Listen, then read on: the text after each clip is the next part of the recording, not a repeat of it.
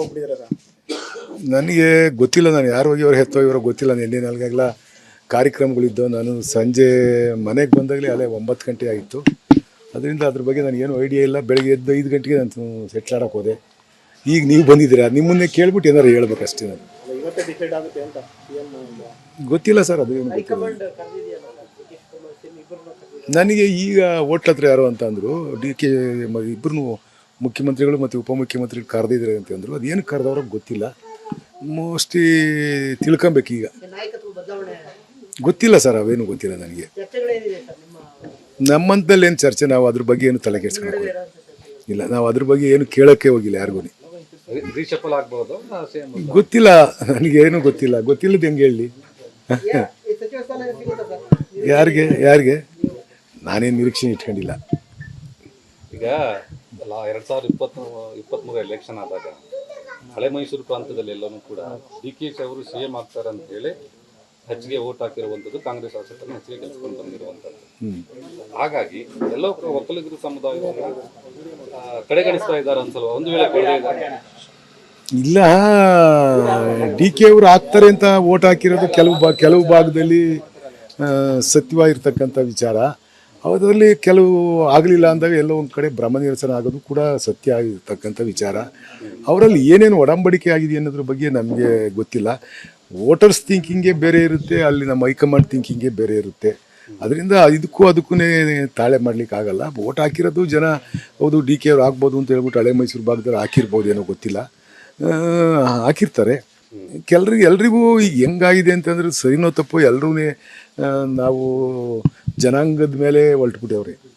ಜನಾಂಗ ನಮ್ಮರಾಗಲಿ ಅಂತ ಎಲ್ಲರೂ ಕೂಡ ಜನಾಂಗನೇ ಇಟ್ಕೊಂಡು ಹೊಲ್ಟ್ಬಿಟ್ಟವ್ರೆ. ಅದರಿಂದ ಏನಾಗುತ್ತೆ ಅನ್ನೋದು ಹೇಳಲಿಕ್ಕೆ ಬರಲ್ಲ, ನೋಡಬೇಕು. ಇವತ್ತು ನೀವು ಹೇಳಿದ ಪ್ರಕಾರ ನಾನು ಮಾತಾಡ್ತಾ ಇರ್ತಕ್ಕಂಥದ್ದು, ನನಗೆ ಅದ್ರ ಬಗ್ಗೆ ಏನು ಮಾಹಿತಿ ಇಲ್ಲ.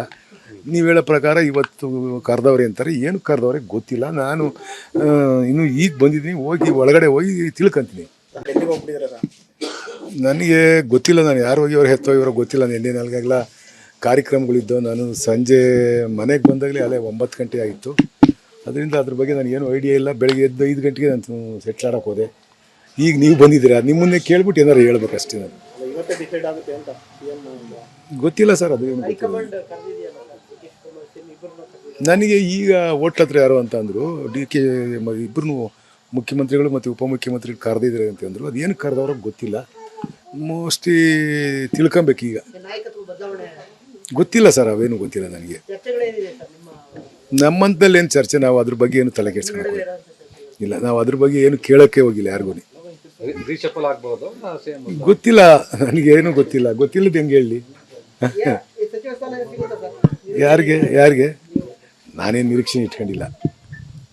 ಈಗ 2023 ಎಲೆಕ್ಷನ್ ಆದಾಗ ಹಳೆ ಮೈಸೂರು ಪ್ರಾಂತ್ಯದಲ್ಲಿ ಎಲ್ಲನೂ ಕೂಡ DK ಅವರು CM ಆಗ್ತಾರೆ ಅಂತ ಹೇಳಿ ಹೆಚ್ಚಿಗೆ ವೋಟ್ ಹಾಕಿರುವಂಥದ್ದು, ಕಾಂಗ್ರೆಸ್ ಶಾಸಕರನ್ನು ಹೆಚ್ಚಿಗೆ ಗೆಲ್ಸ್ಕೊಂಡು ಬಂದಿರುವಂಥದ್ದು. ಹಾಗಾಗಿ ಎಲ್ಲೋ ಒಕ್ಕಲಿಗರ ಸಮುದಾಯವನ್ನು ಕಡೆಗಣಿಸ್ತಾ ಇದ್ದಾರೆ ಅನ್ಸಲ್ವಾ? ಒಂದು ವೇಳೆ ಇಲ್ಲ, DK ಅವರು ಆಗ್ತಾರೆ ಅಂತ ವೋಟ್ ಹಾಕಿರೋದು ಕೆಲವು ಭಾಗದಲ್ಲಿ ಸತ್ಯವಾಗಿರ್ತಕ್ಕಂಥ ವಿಚಾರ. ಅದರಲ್ಲಿ ಕೆಲವು ಆಗಲಿಲ್ಲ ಅಂದಾಗ ಎಲ್ಲೋ ಒಂದು ಕಡೆ ಭ್ರಮ ನಿರಸನ ಆಗೋದು ಕೂಡ ಸತ್ಯ ಆಗಿರ್ತಕ್ಕಂಥ ವಿಚಾರ. ಅವರಲ್ಲಿ ಏನೇನು ಒಡಂಬಡಿಕೆ ಆಗಿದೆ ಅನ್ನೋದ್ರ ಬಗ್ಗೆ ನಮಗೆ ಗೊತ್ತಿಲ್ಲ. ವೋಟರ್ಸ್ ಥಿಂಕಿಂಗೇ ಬೇರೆ ಇರುತ್ತೆ, ಅಲ್ಲಿ ನಮ್ಮ ಹೈಕಮಾಂಡ್ ಥಿಂಕಿಂಗೇ ಬೇರೆ ಇರುತ್ತೆ. ಅದರಿಂದ ಅದಕ್ಕೂ ತಾಳೆ ಮಾಡ್ಲಿಕ್ಕೆ ಆಗಲ್ಲ. ವೋಟ್ ಹಾಕಿರೋದು ಜನ ಹೌದು DK ಅವ್ರು ಆಗ್ಬೋದು ಅಂತ ಹೇಳ್ಬಿಟ್ಟು ಹಳೆ ಮೈಸೂರು ಭಾಗದಲ್ಲಿ ಹಾಕಿರ್ಬೋದು, ಏನೋ ಗೊತ್ತಿಲ್ಲ, ಹಾಕಿರ್ತಾರೆ. ಎಲ್ರಿಗೂ ಈಗ ಹೆಂಗಾಗಿದೆ ಅಂತಂದ್ರೆ ಸರಿನೋ ತಪ್ಪು ಎಲ್ಲರೂ ನಾವು ಜನಾಂಗದ ಮೇಲೆ ಹೊಲ್ಟ್ಬಿಟ್ಟವ್ರೆ. ಜನಾಂಗ ನಮ್ಮರಾಗಲಿ ಅಂತ ಎಲ್ಲರೂ ಕೂಡ ಜನಾಂಗನೇ ಇಟ್ಕೊಂಡು ಹೊಲ್ಟ್ಬಿಟ್ಟವ್ರೆ. ಅದರಿಂದ ಏನಾಗುತ್ತೆ ಅನ್ನೋದು ಹೇಳಲಿಕ್ಕೆ ಬರಲ್ಲ, ನೋಡಬೇಕು. ಇವತ್ತು ನೀವು ಹೇಳಿದ ಪ್ರಕಾರ ನಾನು ಮಾತಾಡ್ತಾ ಇರ್ತಕ್ಕಂಥದ್ದು, ನನಗೆ ಅದ್ರ ಬಗ್ಗೆ ಏನು ಮಾಹಿತಿ ಇಲ್ಲ. ನೀವು ಹೇಳೋ ಪ್ರಕಾರ ಇವತ್ತು ಕರೆದವ್ರೆ ಅಂತಾರೆ, ಏನು ಕರೆದವ್ರೆ ಗೊತ್ತಿಲ್ಲ. ನಾನು ಇನ್ನೂ ಈಗ ಬಂದಿದ್ದೀನಿ, ಒಳಗಡೆ ಹೋಗಿ ತಿಳ್ಕೊಂತೀನಿ.